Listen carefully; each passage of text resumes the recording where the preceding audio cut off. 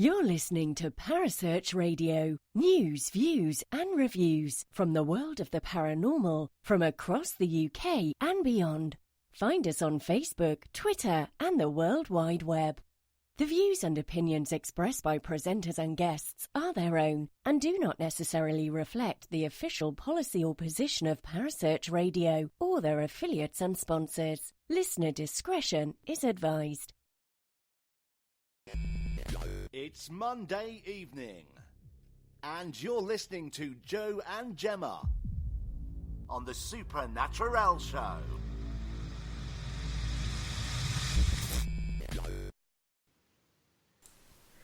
Good evening and welcome to this week's episode of the Supernaturelle Show. Before we start tonight's show, first off, a massive thank you to Kerry. Now, Kerry is with me tonight, but Kerry, last week you saved my bacon.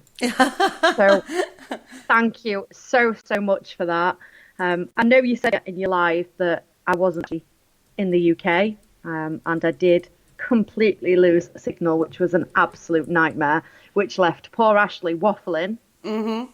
I wasn't at my desk at that time, so bless poor old Ashley, because he'd seen that Gemma's signal had dropped out, and he kept talking, and all I could hear in the distance was a little voice going, "Kerry, I think we've lost Gemma." I dashed back to my desk, and I was like, the things that go on behind the scenes, right? I know, right? I know. I mean, these are things that cannot be foreseen. I mean, you said to me, "You're not here. Are you sure you want to do the show?" And I was like, "Yeah, it'll be fine." Yeah, okay. But so, honestly, to be thank you. 40 minutes, it happened. You know, you did no problem, perfect signal, and it was just one of those. But brilliant show. As I was saying, well done, and thank you for doing it whilst you're on holiday at the end of the day. Not many people would do that. Epic fail that was, I tell you. But no, seriously, thank you so much for just...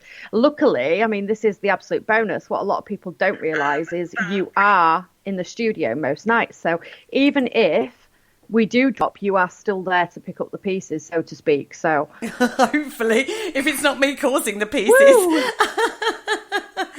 Just thinking about the night I spilled tea on my computer whilst we were in the middle of a show. Oh, yes, I remember that night well. I remember the panicked phone calls. That was like, hilarious. Turn your computer upside down and the show's running and my computer is like upside down on my desk trying to keep it going to at least the end of the show. It was, that was a fun time. You did it though. You did it. True. But this is it. Like, I don't think people always realise just sometimes how difficult it can be to put the shows out, especially when you're under testing time, shall we say. Let's go with that one, right? We'll go with that, right? So tonight's show, we're literally just having a little chinwag, aren't we? Yeah, we thought, why not? Yeah, we thought let's do a topic. Who better to discuss things with than yourself? Well, thank you very much. Credit where it's due, mate. Hey, you'll reel me back in as well if I start waffling too much, because that does happen. We're all guilty of that one. So, TV shows. Mm-hmm. Now, I'm going to use your word here, Kerry. There is a plethora of TV shows out there. Love that word.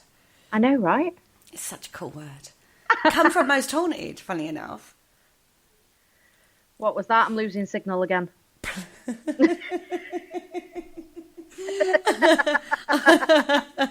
That's where I got that word from anyway. Was watching every week. It was one of those things, talking about TV shows. It was one of those things every week that Yvette Fielding would say, should get that word in, plethora. Oh, yeah. Yeah. Every single, and I loved it. It was like, there's a plethora of ghosts in this building, and tonight we're going to find out the truth. Brilliant. Absolutely. You sounded brilliant. a bit like Ghost Adventures there. I know, I probably did actually. That's a really bad effect. Borderline in Ghost Adventures. So, TV shows. Right, so let's look at this logically and realistically. Now, a lot of these shows are what got, I would say, a good 90% of us into the paranormal. Yeah.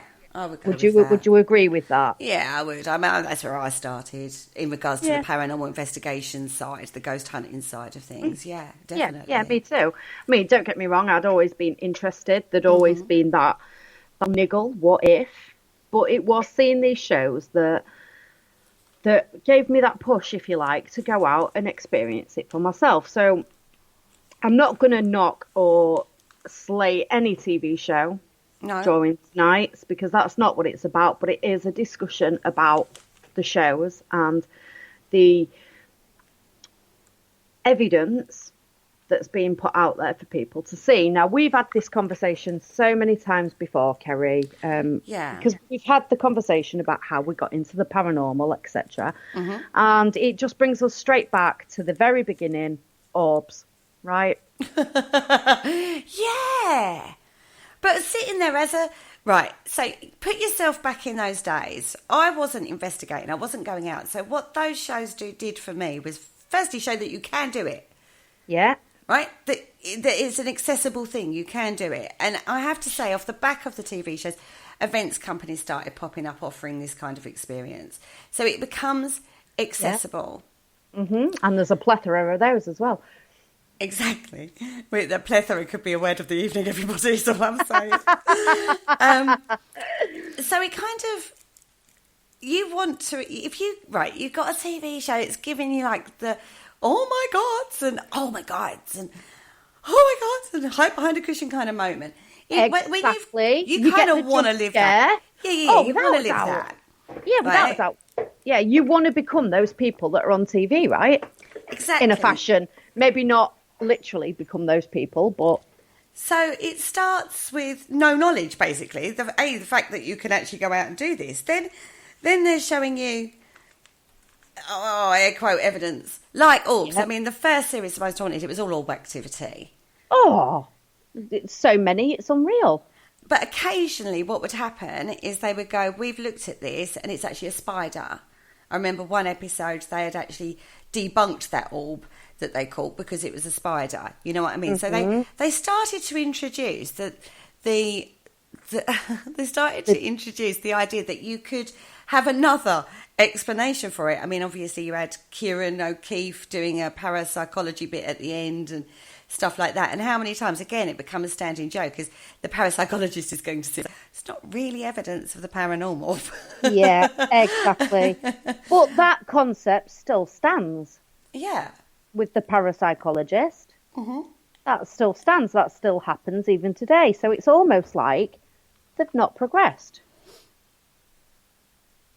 If that makes any sense. What, on the TV thing? Oh, yeah, on the TV front. I think the problem we've got now is it's a tried and tested format.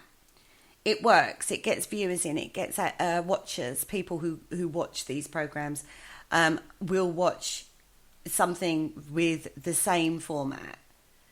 Every single programme has got a basic format that follows. And that's what we're getting because that's what's got approved and tried and tested watcher base in regards to, bearing in mind, remember that the TV companies are a business. They want to sell slots for advertising. The more watchers that you have of a show, the higher the price for the advertising slot in that show. So that's their drive is to get an audience. And they've got a tried and tested formula with these ghost investigation shows that is proven. It's easy money now. Yeah, completely agree. I do agree with that. But the evidence, I'm air quoting right now too, the evidence that is being put out there is misleading.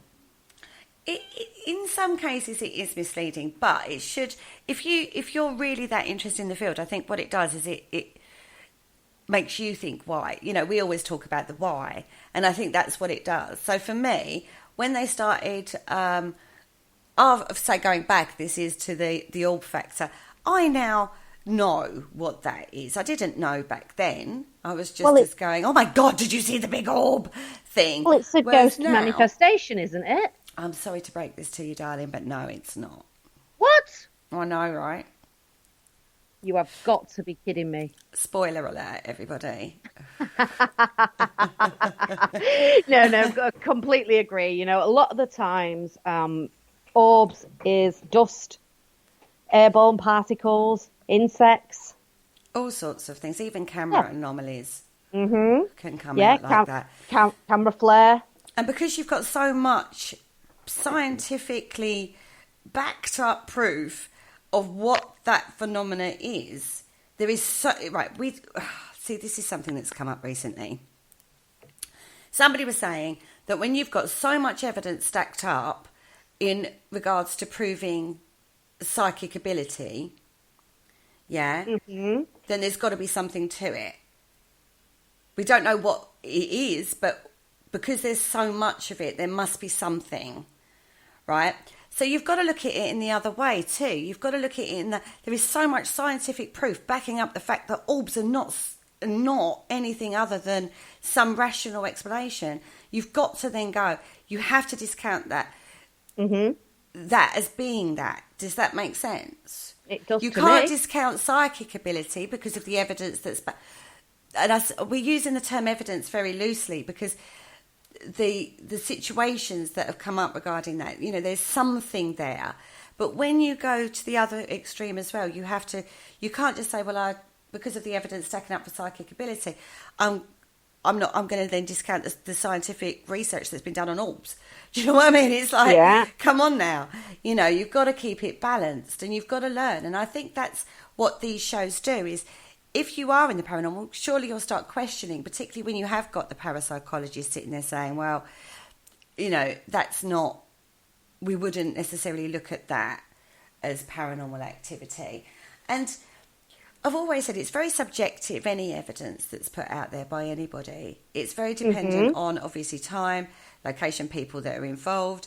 9 times out of 10, somebody puts forward some footage that, in an ideal world, you would have filmed it differently. Yeah, completely agree. I'm actually, in my head, I'm thinking of the Lee Steer with the hood slipping off the mannequin. Ideal world, you would have had the whole room CCTV so you could pinpoint where everybody was. You would have had all the data running down the side of like room temperature, breezes. You know, you would have... Ideal world, that's what you would do, but you don't. It doesn't happen like that, does it? No, it doesn't.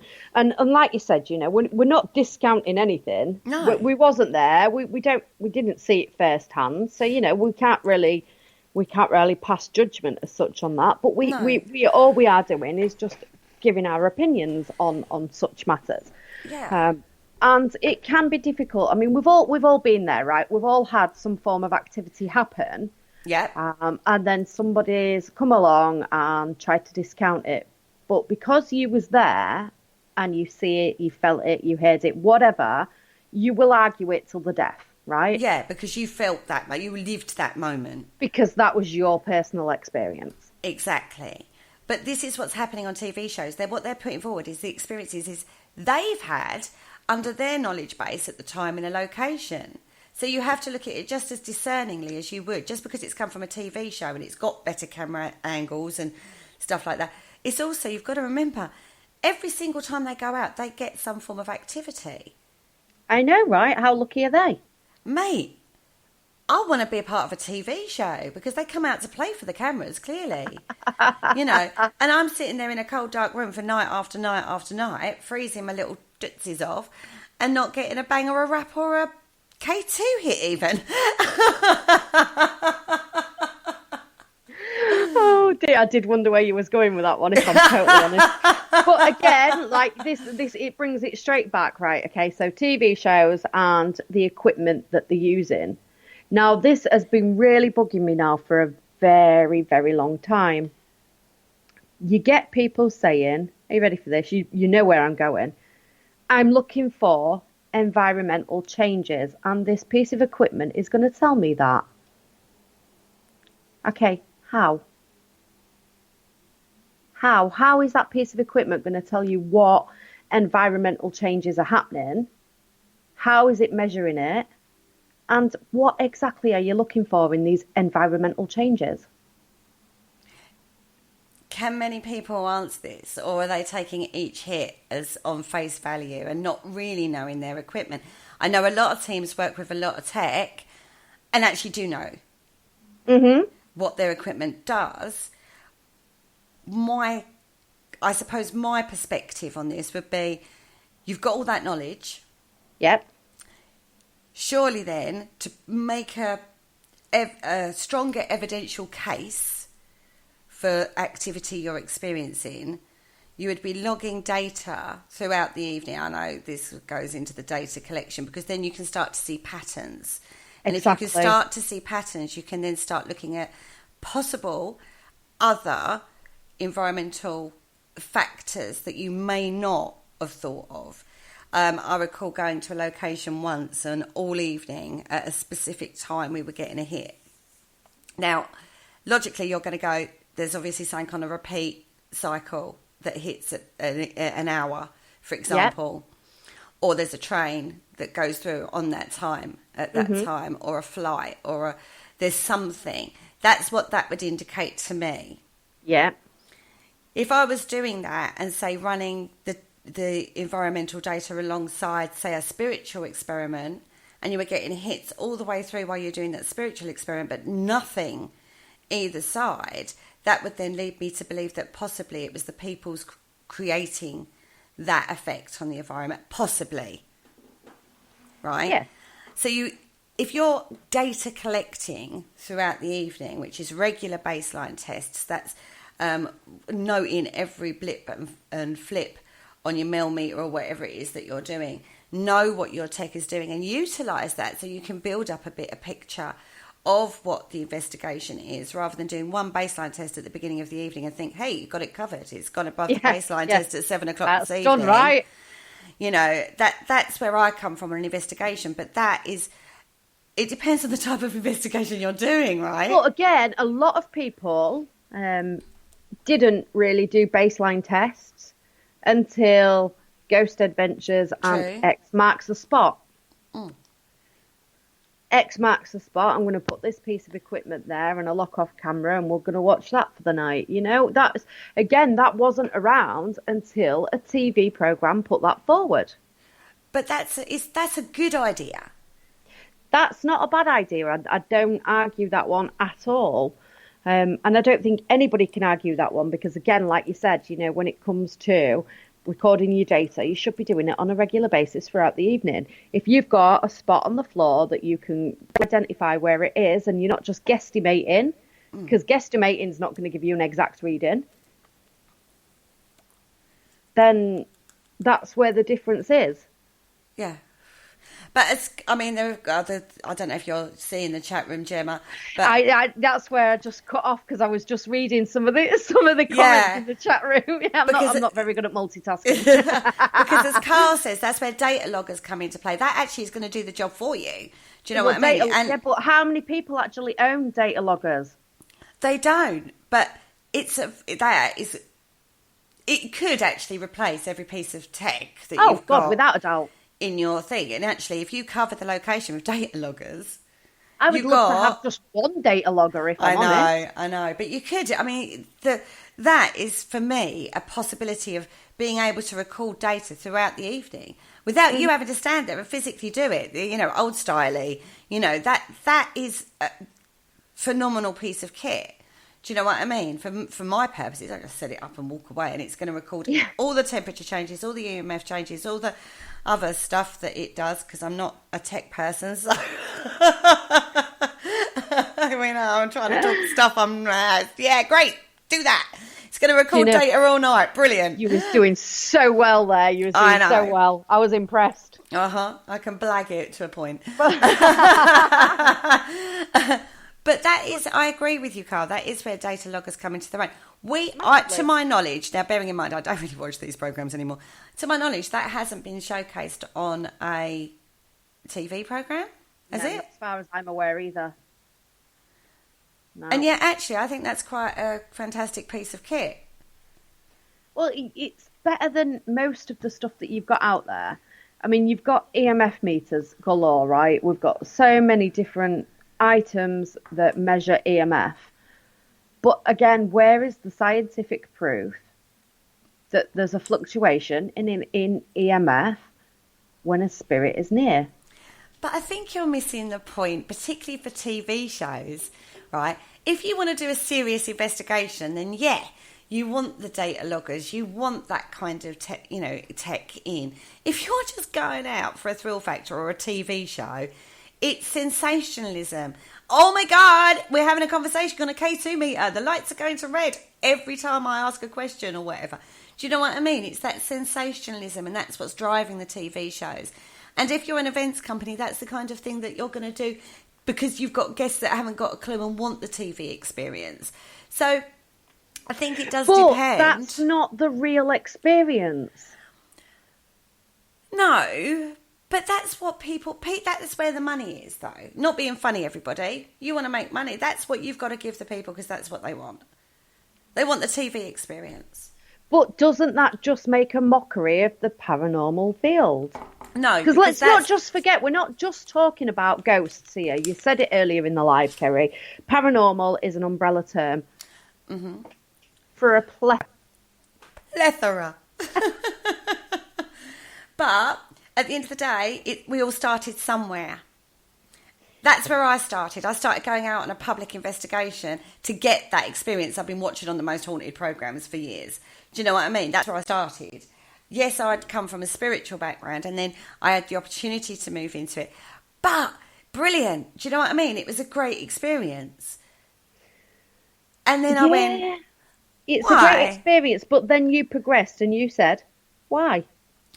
But everybody gets, but it brought me into the field. So TV shows, yes, they're in a funny kind of way. It's not what you get, right? When you go out investigating in real life, it's not. But it's the fact that you can and that experience. And when you haven't got the knowledge, and I'm not being derogatory here because having been that person myself, when I just wanted to go out and see what it felt like and try the tech that I'd seen on the TV. Exactly, but this is just it, Kerry. We've all been that person. So there's nothing wrong with that because it shows that it brings people into the field who will then help learn and grow some knowledge and change and become something different, and maybe just maybe help push that field forward a little in regards to understanding, and that's what it is about. If you can do that for somebody, start a passion, start an interest that then takes them forward on their own journey, that TV show's done a job. It's done a good job because it's brought some amazing people into the field. But it's also maintained the interest in paranormal out there. It's also kept it alive, which is why we've got such a thriving paranormal community over here and in America, quite frankly. Yeah, I mean, again, you can't really argue that. You know, it does bring people into it. But is it for the right reasons? Are people in it for the right reasons?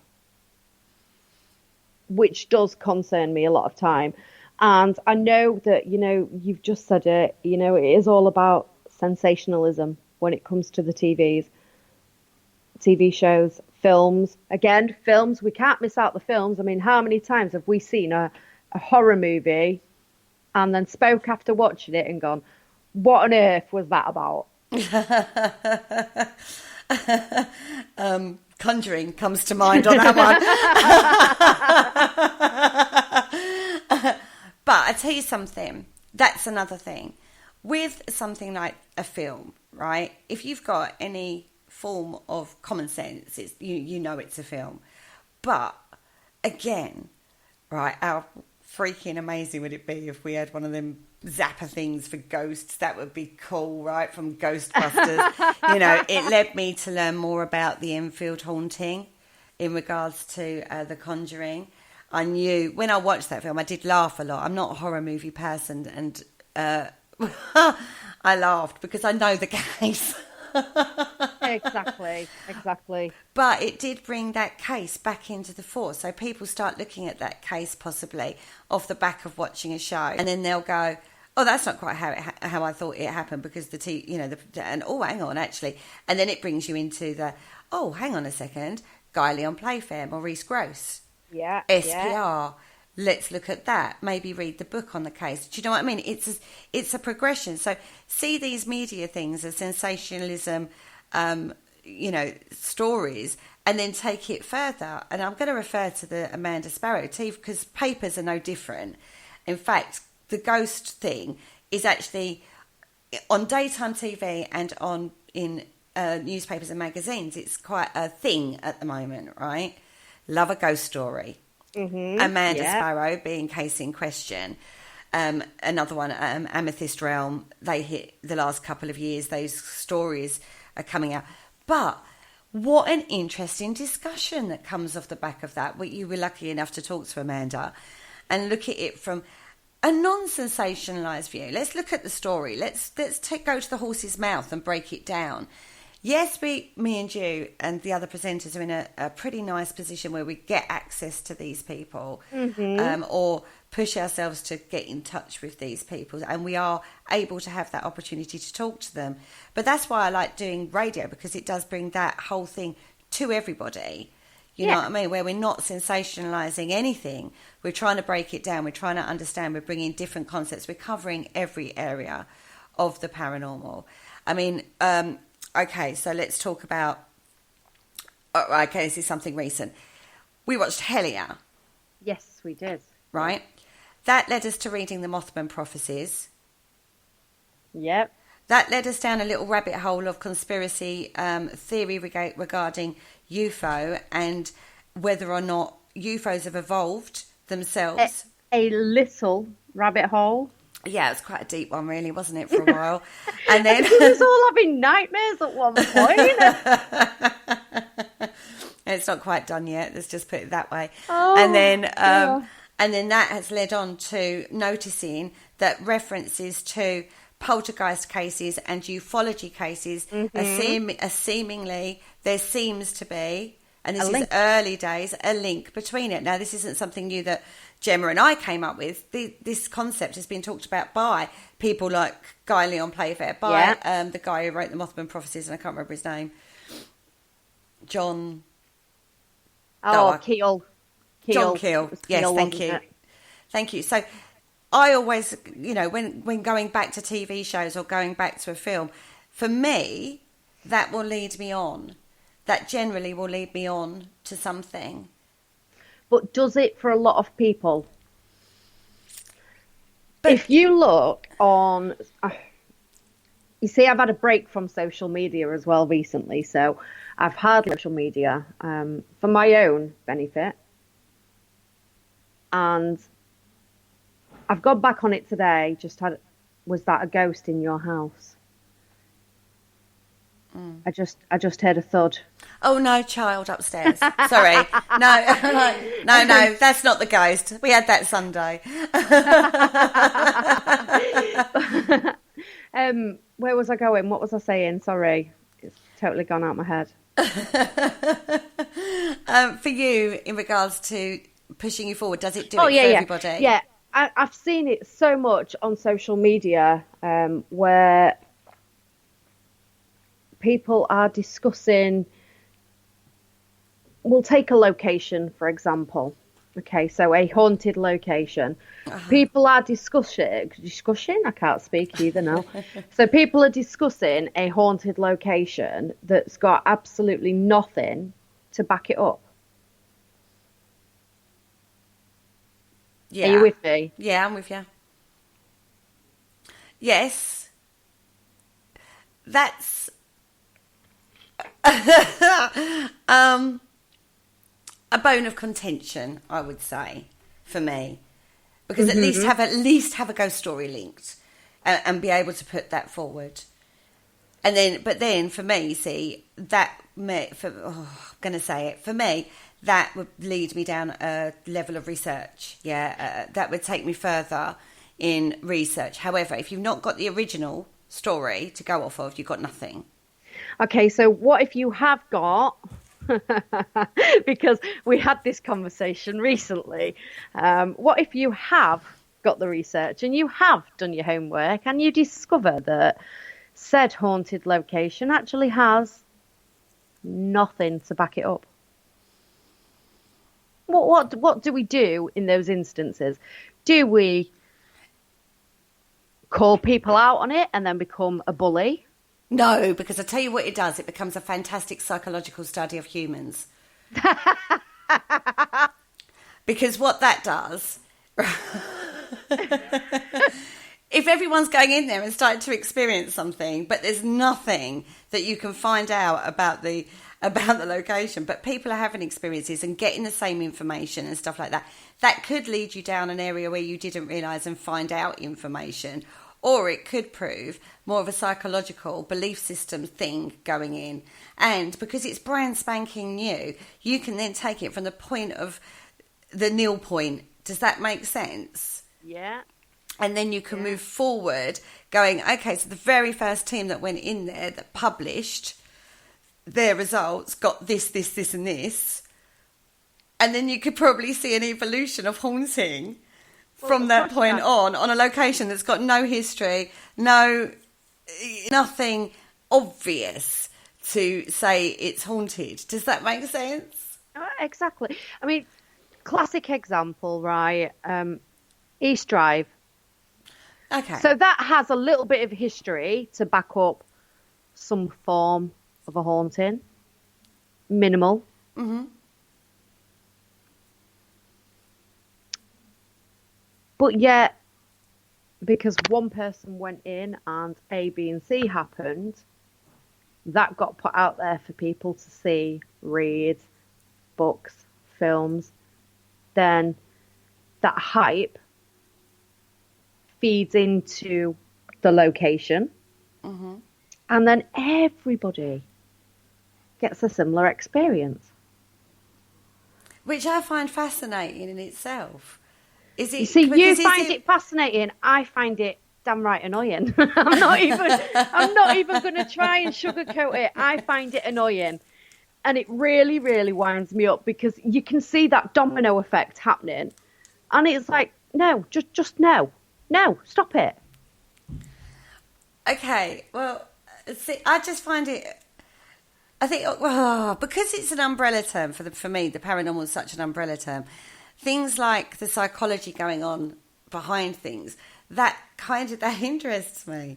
That kind of, and particularly like East Drive is a bit of a difficult one because the point of Neil was the original experiences back in back in the 1960s with the Pritchard family, not very well documented, picked back up again in the 80s by Tom Cunliffe, and then got involved with Colin Wilson, and then it sort of went from there really, and then the film, when the lights go out, and then that created the hype on the location. And so the problem is, because you've got an actual situation originally, although it was a long time ago, again, I just find the whole thing very fascinating. But if you've got a location with no history, no haunting, nothing, and then you get inactivity and you can see the evolution through, that is just like, for me as a researcher, that's kind of a gem, right? Yeah, for the paranormal community, at the end of the day, you pay your money, you take your choice. You know what I mean? You want to do the location, agree. Pay your money, go see what you get. Great. Yeah. Fantastic. Yeah, have a great time. I've spent thousands of pounds on locations previously for private hire. Yeah. I think in regards to TV, the side of things with TV, I think what gets my go, and I'm going to put this out there, is that the paranormal field moan about the TV shows that are available and are very critical of TV shows. Yet every Friday night, Saturday night, we're seeing recreations of those TV shows on Facebook Lives or on YouTube. Or YouTube videos. So with the knowledge we now have in the field, with the technical equipment we've now got in the field, with the ideas that are coming forward from other areas filtering down into the paranormal, can't we as a paranormal field come up with an original concept? Greg and Dana, when they do, and I'm a huge advocate of this because I went into that thinking, here we go, another ghost hunting TV show, right? Another wannabe network TV show, Mm-hmm. right? That's but how then, I went. We was very impressed with that. And yes, there were things we were critical of in regards to how they investigated it, but you have got a fantastic piece of for refreshing paranormal watching. Mm-hmm. So it shows you it's possible to do. We have technology now where we can make our own TV shows if we want to. Exactly. I mean, like going back to the Facebook Live, okay, so UK Haunted in conjunction with Really, when they do their lives, you know, Yes. that was fresh. Yes. That was interesting. You know, we could then be sat at home and be a part of that. It's going out live, so you can see that there's no editing going on. Yeah. Do you know what I mean? It's like that sort of thing to me is how it should be going out. These pre-records, don't get me wrong, I know that that's how they do it, but it can be left to so much temptation, if you will, to sensationalize things. Let's cut that bit out where actually nothing happened for 10 hours and add in a bit where there's a bit of a knock from a radiator pipe and everybody jumps. Do you know what I mean? I do like the new things that are coming through, like the live feeds. That takes me back to times where Most Haunted used to do the lives, but in a different format. It's a lot more accessible. It does feel like you're out there investigating on a night. And you've got a great team. They've got great chemistry. I mean, the guys are fantastic together. Those sort of things are refreshing. They're nicer to watch. Do you know what I mean? For people who have a little bit more knowledge, I suppose. But if you're just like, and I class them as muggles, quite frankly, and I know that probably sounds derogatory, but it's almost like the muggle people who've got no interest but just like watching it for the scare factor or Zach Baggins' biceps. Do you know what I mean? Well, yeah, I can sort of see where they're going with that, in all fairness. So you've got two audiences then, haven't you? You've got the people that don't just want to watch that programme once a week, like Love Island. Mm-hmm. Right, so they literally just turn up on a, I don't know, weeknight and turn on the TV. Oh, Love Island's on. Oh, yeah, Ghost Adventures is on. Oh, yeah, you know. Now, you see, don't even get me started on Love Island, right? Because Jeremy Kyle's been taken off the TV because of a suicide, but yet Love Island can still play. Well, it's coming back, old JC, so JK, rather. It's coming back, darling, so you'll be all right. Oh, the world has righted itself. But going back to going back. That's terrible. We're really intelligent people that watch Jeremy Kyle in the mornings. hey, I'm not being funny, right? But watching a bit of Jezza just makes you realise how good your life actually really is. It's true, that true story. That feel good factor. But going back to paranormal TV shows, okay, so I am going to be a little bit controversial here, and I know that some people probably won't like what I'm about to say, but Paranormal Captured. So I watched that recently, and there was a couple on there that owned a house, and I was like, oh my God, how lucky are they to own a house that is on the entrance of a church, a graveyard? You know, I was like, wow, that's really cool. Just members of the public, at least that's how it came across to me. I could be so wrong and somebody might have seen that differently, but that's how I took it, that these people was not very aware of the paranormal.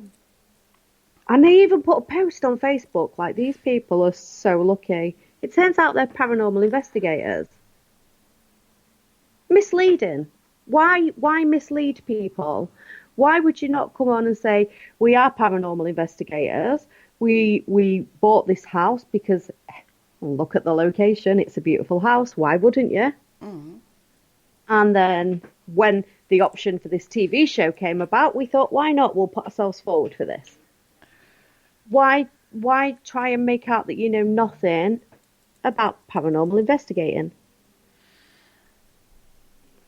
Oh, well, I don't know. I mean, I don't know.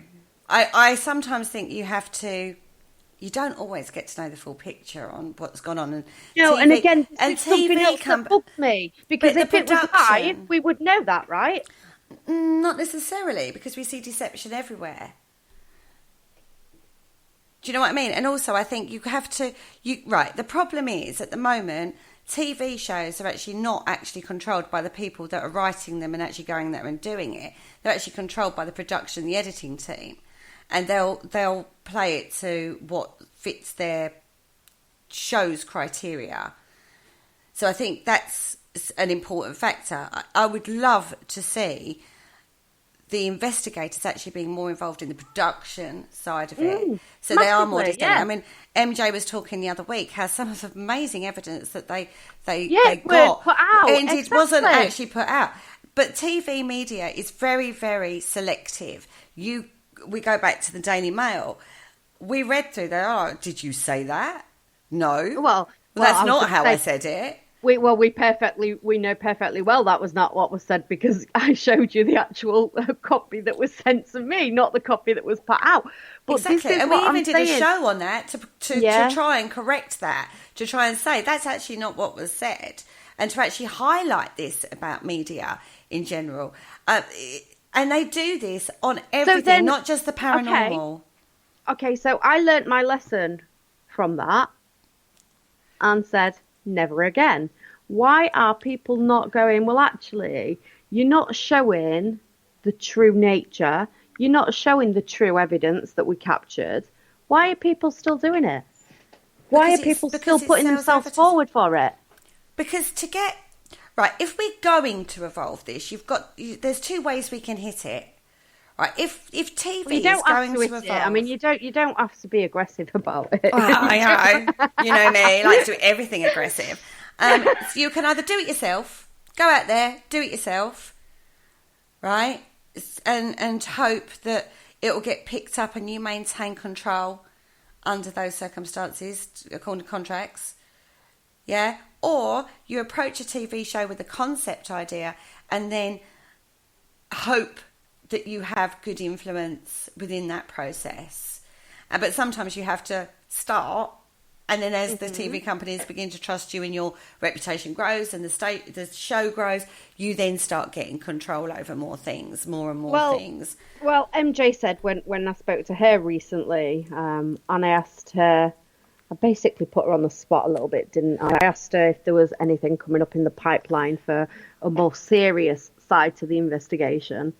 And she did let slip that there was talks underway. So I'm actually hoping and praying that these shows are going to progress and they're going to drop a bit of the sensationalism and bring a bit of reality into it. And by reality, I don't mean like a reality TV show. I mean like realistic paranormal investigations. I do think it's starting. I think we're at the starting point of an evolution, in all honesty. There are the companies, or the production companies, do seem to be open more now to different ideas. They've got more competition in the field, like with places like Netflix doing the originals and stuff like that. So there are more competition out there for the TV companies. They're going to have to evolve it at some point.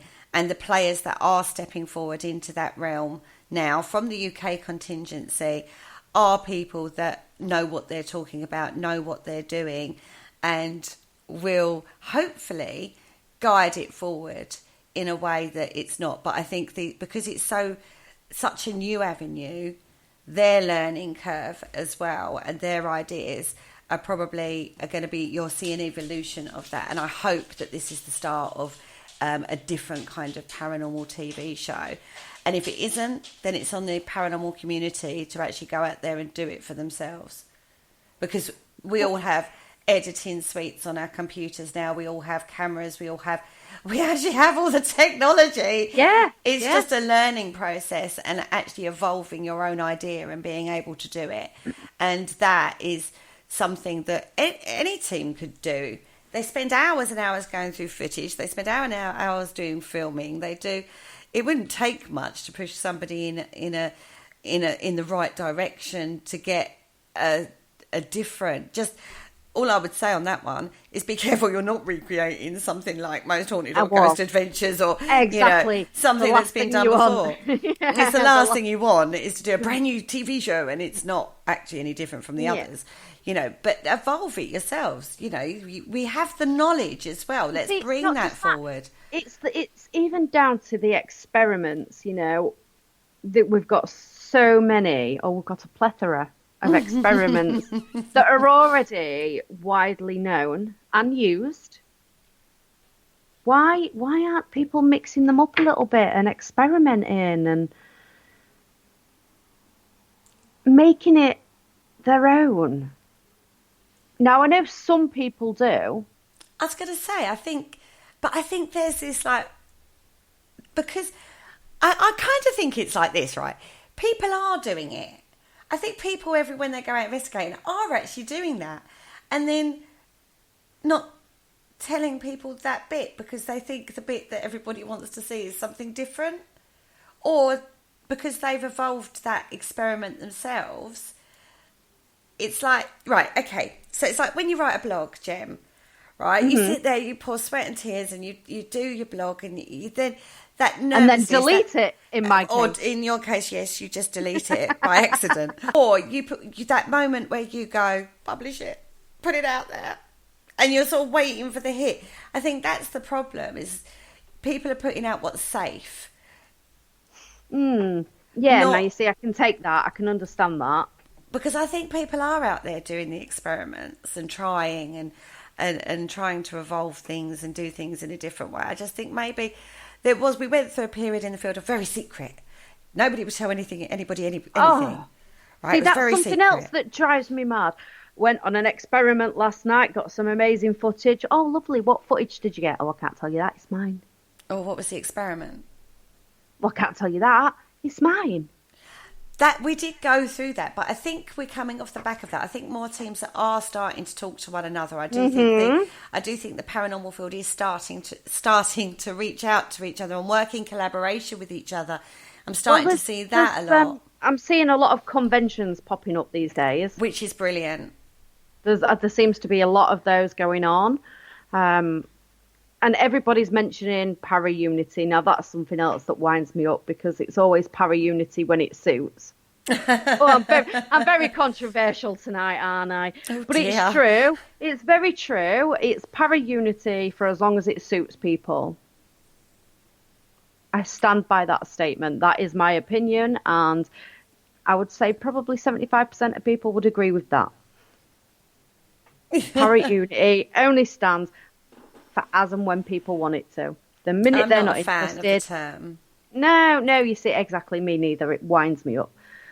But, I mean, let's go into the chat room now because we've got quite a few comments in the chat room. So very early on, Dave Harasny just said, funny enough, he didn't watch any paranormal shows anymore. Dave, if you're still in the chat room, can you just tell us why? I'm actually with Dave because back in Deer, I used to watch all of them, loads of them, and now I don't watch any. Okay, I might catch the occasional episode if I'm researching something or looking at something, but no, I don't say, right, I've got to watch that on this time at this night, like I would The Walking Dead or something. Why? Because for me, I know too much now. So, how can I put this diplomatically? Okay, I can't. I'm sorry. Please excuse the language. Are you calling bullshit, Kerry? I'm just saying that it's lost the thrill for me. If I'm watching something, it's got to hold. If you're going to watch a show, it's got to hold your interest. It's got to entertain yes, it has, you. Yeah. It's same with a book. Exactly right. If it don't book the first couple of pages, you kind of don't bother going through the book, do you? The same for a TV show. And there's a lot of TV shows. It's not just paranormal, actually, because I very rarely watch TV it's a now. lot. It's exactly. a lot. It's not just paranormal, but since we specialise in paranormal, yeah, I know. So Coronation Street can have it next week. Don't you worry. So when you look at it, the reasons that I would watch a television show kind of aren't there anymore for me. And watching paranormal shows was actually all about the thrill factor when I first started watching it.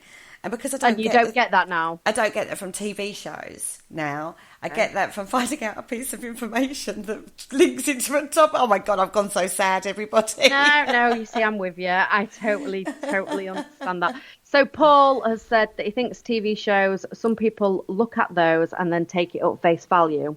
Yeah.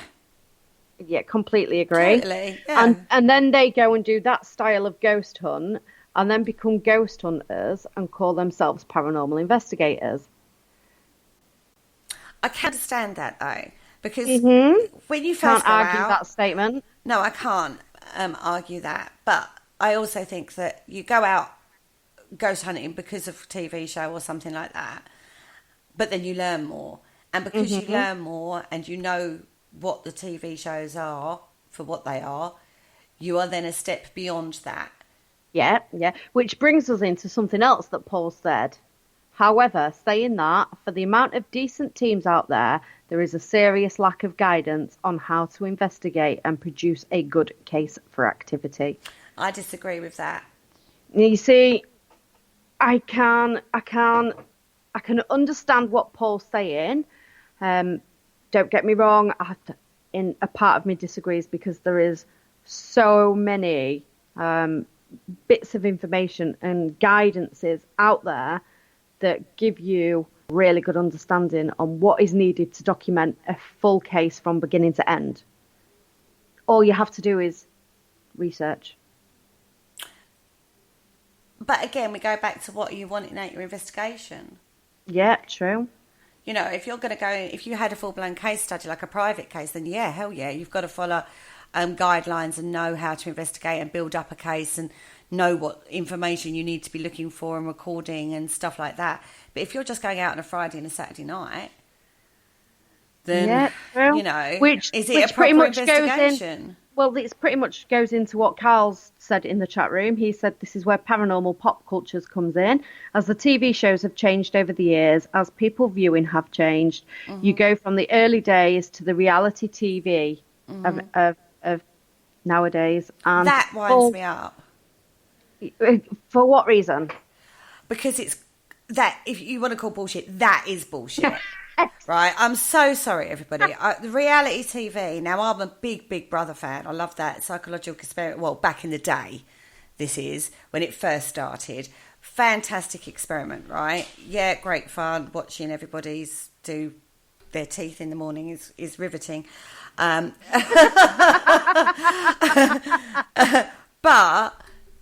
the reality, no.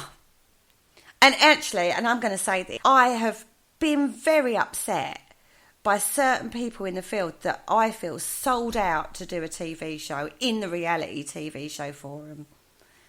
Proper big people. Very upset me a lot. I was like, what? Why? Why do that? I think I'm detecting that upset from here. Oh, annoyed me a little bit. If you're going to do it as a reality TV show, then do it. But don't do it. Don't do it and pull big names in to get the viewing figures when you've got some stupid girl tottering around on 4-inch stilettos and looks like a fashion victim, rather than actually going out and actually doing an investigation. I don't watch them. I can't stand them. And I think that's the disgrace to the paranormal TV community. Which brings us straight into what Richard's saying in the chat room. It's not so much about being concerned about making a mockery as in his experience. Talking to a lot of people on Facebook who say they are in the paranormal field, managed to make a mockery of it quite well by themselves. But yeah. Can't really argue that one. I don't even see the thrill factor in the reality ghost hunting shows. Well, Nathan Clark's accidentally purchased a haunted house.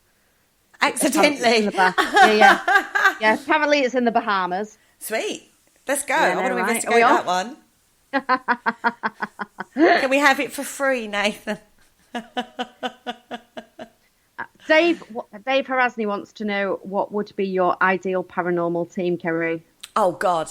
Right, now, if you're talking TV paranormal team, right, this is a different kettle of fish.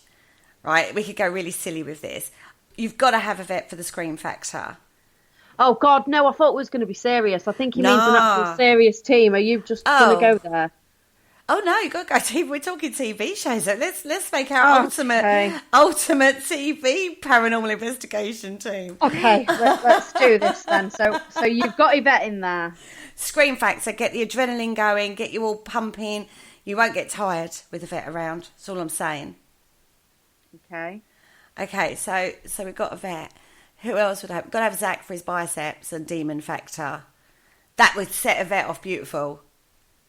He'd be going. Oh, my dog's disagreeing with that. Yeah. No. Sorry about that, everybody. My dog's decided to have a moment on the radio. What did you say, Marley? You disagree? Oh, don't That encourage shouldn't be him. in the team. Right, okay. But could you imagine, right? He shouts demon, she goes screaming and running off in a different direction. That would be freaking awesome. That was a demon. Did you hear it? He went... He's still muttering away under his breath over here. Right, you'd have to have somebody for the pretty factor. So, the woman who plays Scully, Gillian Anderson. Oh, yeah. Oh, good call. But then if you're having Gillian, you need Mulder. True, because they do bounce off each other very, very well. And they might... Exactly. But then they might shoot the other two, because they're a bit gun-happy, aren't they? Yeah, a little My bit. God, what is wrong with you? Oh, he's having a right old moan off everybody. I do apologise. I don't think Marley's very impressed with this paranormal team that you're putting together, in all fairness. I think that's what the issue is. Oh. Okay, well, maybe we'll give that a rest. But if I was going to go out in the field with a specific team, then, well, that would take some thought. Is all I'm saying on that one. Nathan has said in the chat room that he thinks genuine paranormal investigations are long and probably quite dull to watch, so you end up with a fantasized style of TV program that is aimed at the general public that frustrates people like us, and the genuine programs that are out there are classed as boring to the general public and then unpublicized and hard to find. Well, I actually agree with what Nathan's saying there. Yeah, but you have to, again, bear in mind what TV is. You know, any program is sensationalised and media hyped for viewing figures that earns them money. And that's just the TV media world. Even magazines do it. We see it in newspapers all the time. You know, the hook line of a headline on a newspaper is designed specifically to get you picking it up and reading it. And I think, yeah, do it yourself. If you're not happy with what they're being put out there, do it yourself. I like a documentary. I like a documentary. Like a documentary? I'm gripped by documentaries. Yeah. That interests me more now on topics to do with the paranormal than a paranormal TV show. Do you think that's something that comes with a bit of experience? I think it's knowledge. I do. I think that's the problem. I think we've talked about sometimes we've talked about going into some of the areas of research that we've gone down. It's kind of ruined the ghost hunting experience a little bit for us. Right? Kind of has.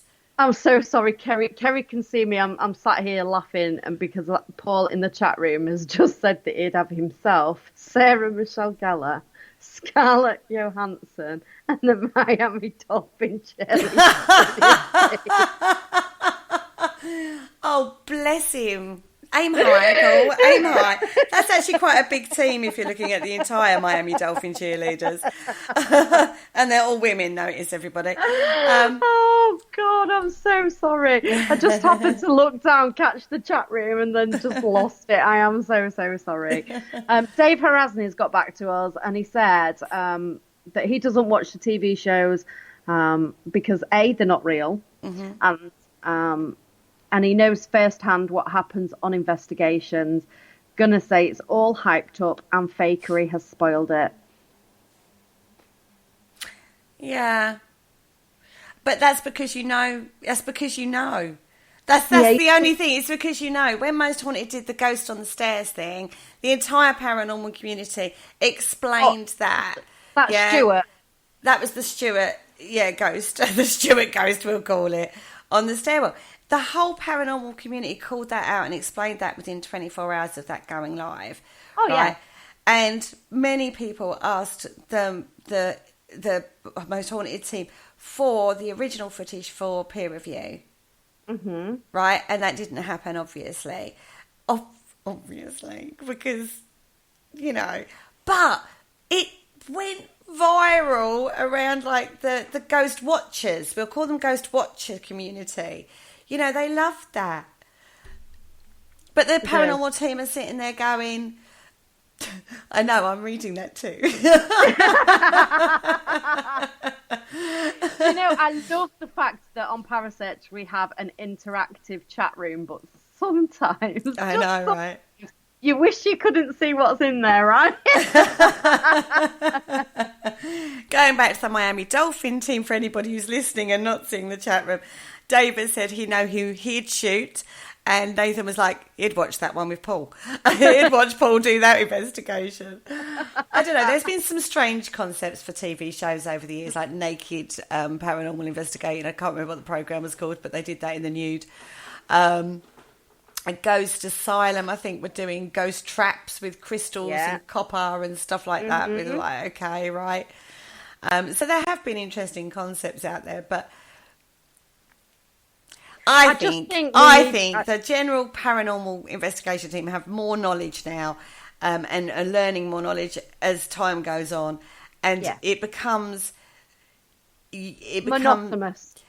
It's a shame. It's a real shame. Because it ruins that for you, which is where you started and got into it generally in the first place. Yeah. I mean, we most of us got into the paranormal field because of these TV shows. But why are we not utilising these networks to push knowledge forward? I think it's going to come. I really hope it does. I really do think it's going to come. I said this a few weeks ago. I think we're right on the cusp of a reinvention, and that is because of some of the people stepping into the or getting those opportunities in the TV field now, which hadn't before. MJ said, didn't she? That little spoiler that there is something coming soon. So I will keep my fingers crossed for that one. I look forward to seeing that. And then you've got like Jane Harris. She's another one. She's an extremely intelligent lady. Exactly. You've got extremely intelligent, well-knowledgeable people moving forward. I'm sure there's going to be more to come from her. Exactly. And even down to the American contingency with things like Greg and Dana coming through, with things like Helia, that has caught the imagination of the field in a different way. I really am starting to think, and I'm not saying this is going to be an overnight thing, it's not, but it's going to be the start of the reinvention of TV, and I think it'll become more interesting for us paranormal people again. Oh, let's hope so. I think we need a bit of can we go para-unity? Don't read it, Gemma. Don't read it. It'll take you off on a whole different... If anybody wants to know what I'm looking at, head over to the chat room. Exactly. You naughty bunch, you naughty bunch. And on that note, it is 3 minutes past 10, Kerry, so I think we should leave it there. God, I didn't even notice the time, everybody. I know. Oh, God, look at that chat room, so distracting. So, fingers crossed for the paranormal field revitalising. Yeah, or the TV side at least, the media face. The media face of paranormal. Yeah, definitely. Yeah, fingers crossed. Let's hope and pray. Let's do that. That in the near future, we start to see more. Yeah. Okay. Well, from me, guys, it is a very, very good night, and I will see you next week. Kerry, thank you so much for joining me tonight. It's an absolute pleasure. Oh, you're very welcome. I love a good old discussion, you know me. Well, I'm going to let you do the close, love, just so you get to do your click, like, share and subscribe. You're starting to copy it. Beautiful. So you're getting the click, like, share and subscribe. And that's on our YouTube channel. Go over there. There's 2 channels, Archive Paranormal, Archive Parasearch even, and Parasearch Radio. And that gives you the whole back catalogue of all of our guests, topics, information, and Come on, say goodnight. Good night. Good night. Thank you for listening. Don't forget to join us for more shows throughout the week. Find us on Facebook, Twitter, and the World Wide Web to keep up to date with all the shows right here on Parasearch Radio.